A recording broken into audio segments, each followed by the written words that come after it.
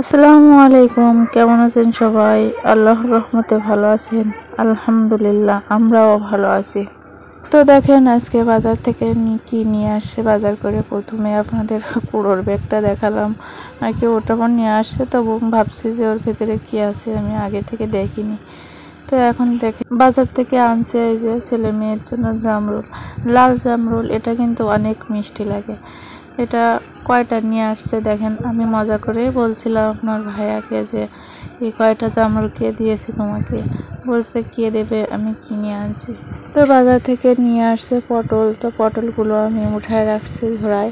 আজকে কিন্তু পটলগুলো রান্না করব না। তো আর নিয়ে আসছে হচ্ছে কচু। কচু কি জানি গাছ উকায় কি না কি হয় তা কি জানি। আর নিয়ে আসছে আম, 1 কেজি কাঁচা আম। তো আমগুলো আমি এখন ছিলে নিচ্ছি, সব আমগুলো ছিলে নেব। কারণ আমার মেয়ে বলছিল যে আমের আচার খাওয়ার জন্য, তাই ওর আব্বু 1 কেজি আম নিয়ে আসছে। তাই সেগুলো আমি ছেলে কুটে নিচ্ছি ভালোভাবে পরিষ্কার করে, এই যে এভাবে ছোট ছোট করে কেটে নিচ্ছি। এটা আচার বানানো হবে। তো এখন আমি একটা জামরুল ধুয়ে দিচ্ছি ছেলেকে, ছেলে খাবে তাই। তো ওকে জামরুল খেতে দিয়ে আমি এদিকে সব কাজ কাম গুছিয়ে নিলাম অফ ক্যামেরায়। আরও যা যা কাজ কাম আছে রান্না করার জন্য আর পরে এই যে আচার বানানোর জন্য চুলায় আসলাম চলে। তো একসঙ্গে রান্নাও করে নেব, আচারও বানিয়ে নেব। পাশে চুলায় ভাত উঠাই দিছি আর এই পাশে এই যে আম সিদ্ধ করতে দিছি। আর এদিকে আজকে দুপুরে আমি রান্না করব এই যে কচু পাঙ্গাস মাছ ভেজানো আছে। এই পাঙ্গাস মাছ ভেজানো আছে, এটা দিয়ে কচু দিয়ে রান্না করব। আর ছেলের জন্য দুধ ভেজায় রাখছি।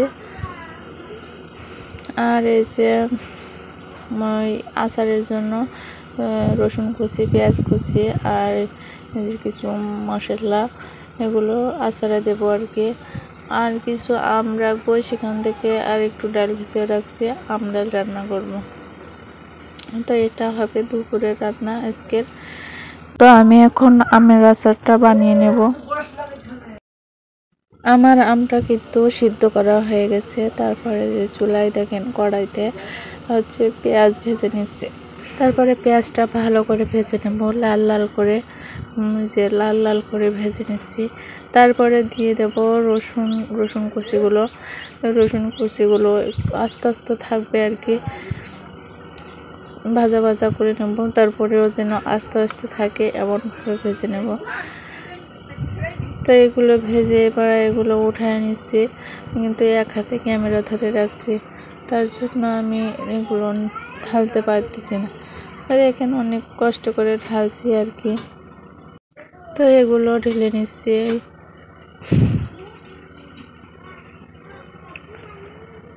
ঢেলে নিয়েছি, কড়াইটা ভালোভাবে এক হাত দিয়ে আর কি পরিষ্কার করে নিচ্ছি।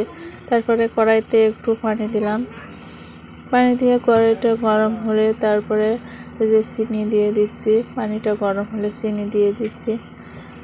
তো তারপরে চিনিটা নাড়াচাড়া করে গলে গেলে বলক আসলে, তখন এই যে বলক উঠে গেছে, তখন এবার দিয়ে দেব যে আমটা সিদ্ধ করে রেখেছিলাম সেই আমটা। তো আমটা ঢেলে দিচ্ছি, এই যে দেখেন।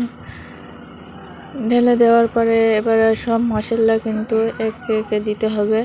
তো সব মশলাগুলো দিয়ে দিলাম, যেগুলো মশলা আমি ভেজে রাখছিলাম, তেজপাতা, গরম মশলা, যা যা আছে, লবঙ্গ, এলাচ, সব কিছু দিয়ে দিলাম।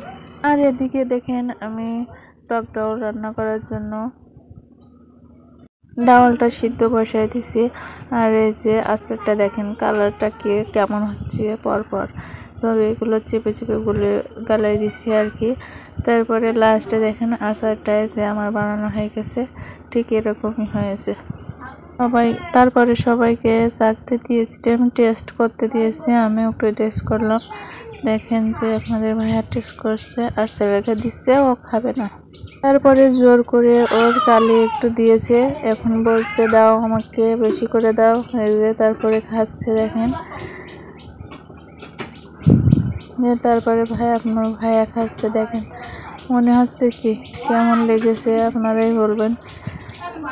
খাওয়া দেখে বুঝবেন যে কেমন লেগেছে। তারপরে ওনার খাওয়া শেষ। তারপরে ছেলে দেখেন চামচটা নিয়ে বসে গেছে, ও এখন চামচটা নিয়ে চেটে চেটে খাচ্ছে।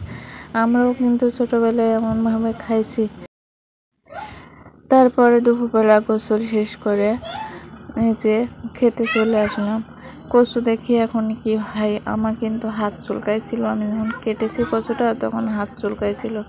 আপনার ভাইয়া কচু নিয়ে আসলে কিন্তু গাল চুলকায়। তো এখন খাচ্ছি, দেখেন কি হবে জানি না, খেয়ে দেখি। আপনার ভাইয়া খাচ্ছে কিছু বলছে না, শুনে দেখি। শুনছি বলছে যে গাল চুলকাচ্ছে। তো